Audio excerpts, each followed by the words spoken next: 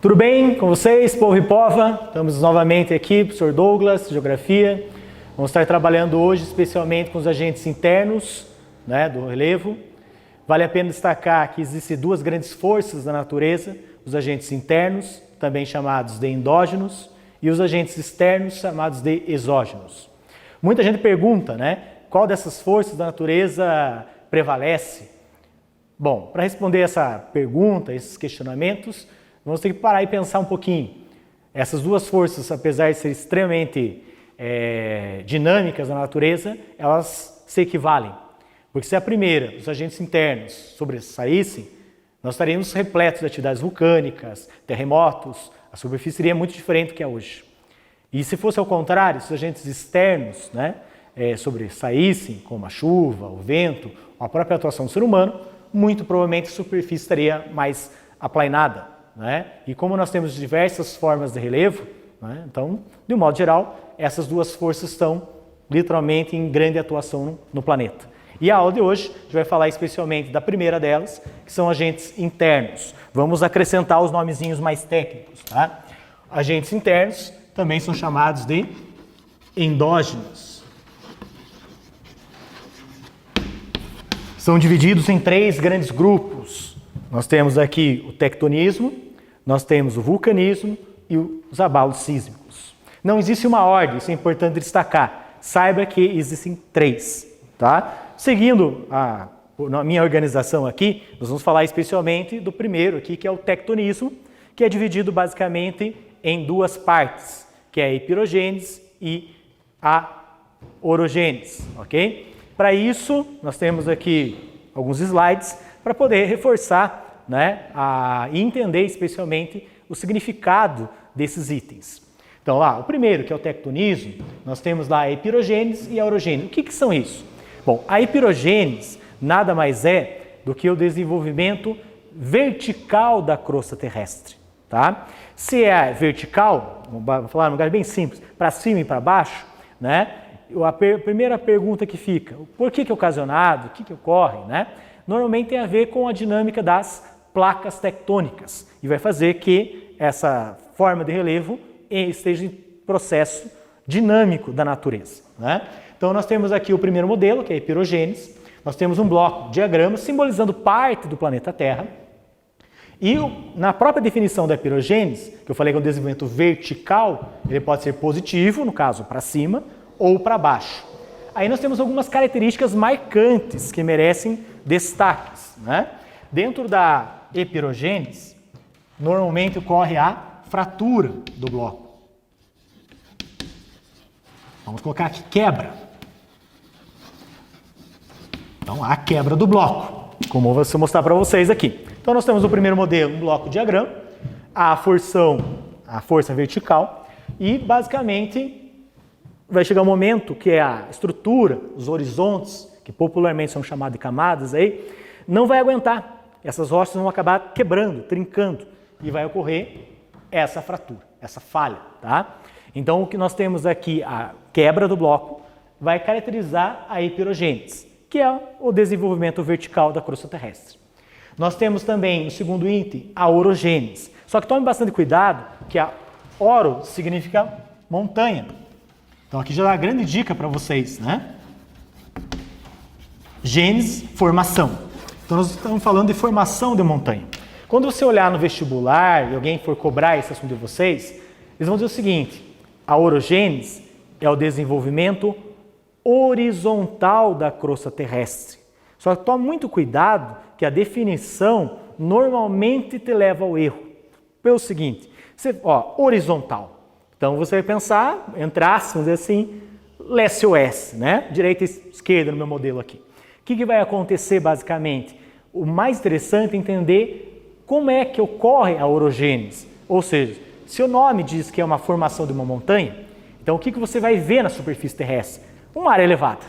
Então a definição, infelizmente, não vai te ajudar tanto, porque vai falar em movimento horizontal e o resultado é vertical por causa de ser áreas montanhosas, ok? Então nós temos aqui no segundo modelo, veja aqui dentro do tectonismo, o exemplo da orogênese. Formação de montanha, dobras, né? Pressões horizontais, então ele vai ser pressionado basicamente o bloco e vai ter um soerguimento.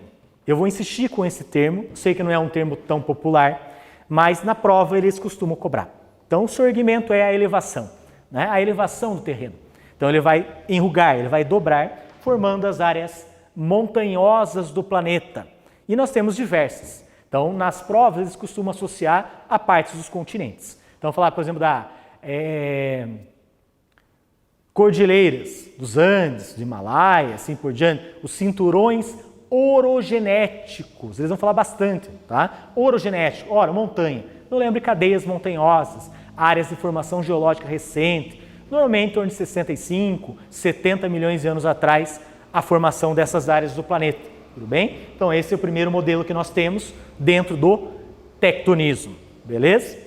O segundo item que eu anotei ali é o vulcanismo, tá? O vulcanismo, automaticamente, você vai vir e associar logicamente ao vulcão. Então a primeira coisa que eu vou fazer aqui é mostrar uma estrutura inicial de uma atividade vulcânica, ok? Então nós temos a área da câmara magmática, que é onde está situado, né, o magma em si.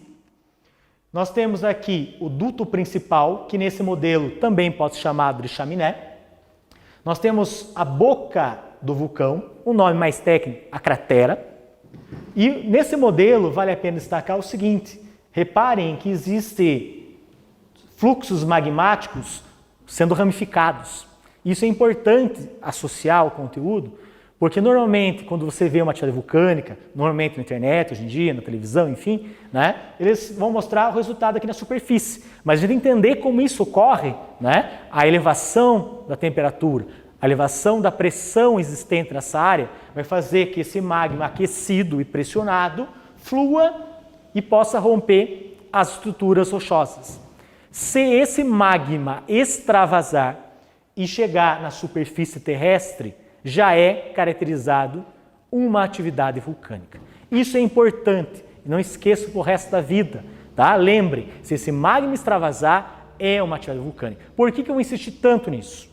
As pessoas falam no Brasil, dizem, no Brasil nunca houve atividade vulcânica. Isso é um erro gravíssimo. Nós tivemos vários exemplos de atividades vulcânicas. O que as pessoas tentam explicar e assim por diante, que elas ficam presas ao cone vulcânico, à estrutura do cone vulcânico. Mas lembre, a atividade do vulcanismo, atividade vulcânica, nada mais é do que extravasamento. Não necessariamente precisa ter esse cone vulcânico. Então, só para dar um grande exemplo, é lembrar do derrame de Trapp, né? O derrame de lavas basálticas, que ocorreu especialmente mais no sul aqui do Brasil, né? E não necessariamente teve esse cone vulcânico. Então, lembrar que no Brasil já teve, né, especialmente várias atividades de vulcanismo, ok? Outro item importante, aproveitando o slide, é que essas estruturas, esses fluxos magmáticos secundários, como são chamados, eles podem quebrar e, na explosão, lançar blocos e mais blocos, ou seja, toneladas e mais toneladas de materiais aqui, tá? E aí, quando se fala de lançamento, né, o que um vulcão pode ocasionar, nós temos 3 grandes categorias. O mais comum, né, que a gente cansa de ver talvez nas redes sociais, é a erupção vulcânica do derramamento de lava, né? Derramamento de lava. E aí é importante destacar, magma na parte interna, quando chega aqui na superfície terrestre, nós denominamos de lava. Muita gente, especialmente lá no fundamental, costuma falar assim, é a mesma coisa. Pare e pensa comigo. Se fosse a mesma coisa, por que mudar o nome? Então, na verdade, há uma grande liberação de enxofre. Então, ele começa a mudar as características químicas e físicas, né, devido à mudança brusca de temperatura existente nesse material. Tá? Então, um item importante. Lembrar que o vulcão expele o magma. O segundo item, basicamente, é um material piroclástico. Não está no slide, então vou anotar aqui. Tá? Importante. Material chamado piroclástico. E o que é isso? Piro é fogo. Então são rochas incandescentes, são rochas pegando fogo, né? São blocos de rochas que podem ser lançados diretamente na atmosfera. Dependendo da erupção vulcânica, ele pode chegar tranquilamente a 10, 12 quilômetros aqui. tá? Tudo vai depender, logicamente, do vulcão e dessa erupção. E o terceiro item importante que um vulcão expele são os gases. E de acordo com a temperatura, nós temos dois nomes. São as fumarolas, então vou colocar aqui os gases, né, para dar uma lembrada. São as fumarolas e as sofetas. Beleza? Então nós temos os itens básicos sobre atividade vulcânica. Na sequência eu vou dar uma reforçada com o mapa, tá? E outros itens importantes. Para fechar esse primeiro momento, nós temos ainda o terceiro item, que são os abalos sísmicos. Os abalos sísmicos, nós temos duas palavras centrais, importantíssimas, que vocês não podem esquecer nunca. Beleza? A origem do tremor de terra, lá em profundidade, que se chama hipocentro.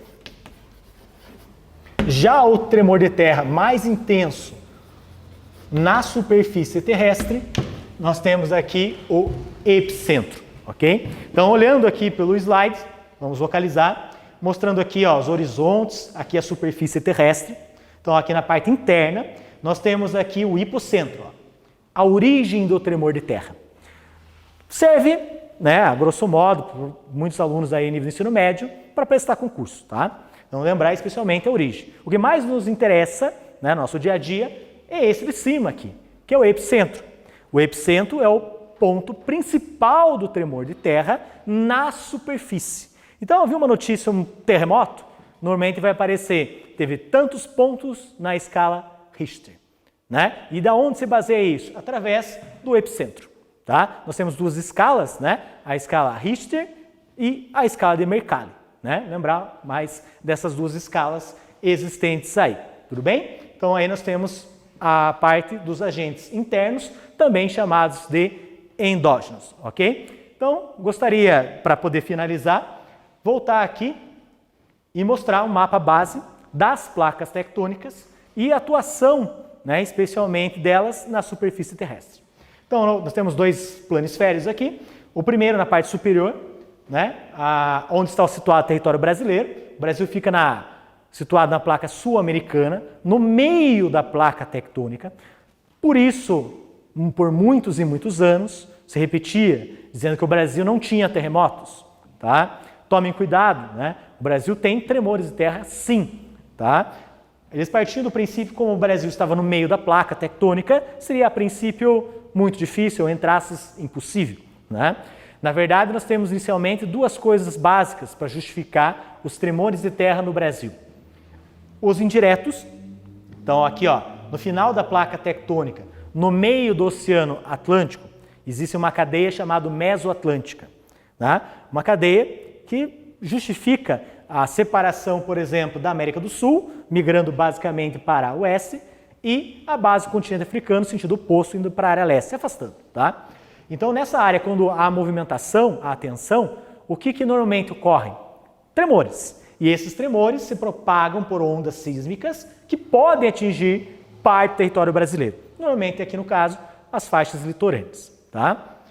O mesmo processo pode ocorrer na costa oeste da América do Sul, especialmente na região lá, Cordilheira dos Andes, que vai ter o contato da placa de Nazca com a placa onde está o Brasil, que é a placa sul-americana. Então, vai ter a tensão entre as placas, as ondas se propagam e podem atingir o território brasileiro. Esse é o primeiro modelo. O segundo, mesmo o Brasil possuindo uma estrutura geológica bastante antiga, pode ocorrer sim acomodações dessas estruturas e, ao ocorrer essa breve movimentação, vai ter tremores de terra aqui. Normalmente são pequenos tremores, 3, 4 pontos no máximo em escala Richter. Teve já mais intenso? Teve, né? Mas de um modo geral fica em torno de uns 3, 4 no máximo pontos na escala Richter, os tremores de terra existentes no Brasil. Tudo bem? E para finalizar, nós temos o segundo mapa na parte de baixo aqui, para vocês entenderem aqui na legenda, né? Nós temos um fundo de áreas em laranja, a área laranja mais clara, né? Basicamente são áreas onde ocorrem tremores de terras, né? E assim por diante, mas o laranja aqui que é o mais importante, são as áreas sísmicas mais intensas, né? E para isso, para a gente poder deixar muito claro para vocês como grande resumo, guardem especialmente para o vestibular, mas lembre-se, para o resto da vida, existem 2 cinturões que ocorrem mais intensamente as atividades sísmicas, que são os anéis ou cinturões de fogo. Nós temos cinturões de fogo do Pacífico, que basicamente pega a costa oeste aqui da América, continua da outra parte no meu modelo, pegando boa parte especialmente da Ásia e da Oceania, países como Japão, Indonésia, o próprio Estados Unidos, o Chile aqui na América do Sul, sempre vai estar no noticiário, infelizmente. São países que têm tremores de terra intensos e muitas atividades vulcânicas. E por que isso ocorre nesses países e outros tantos dessa região?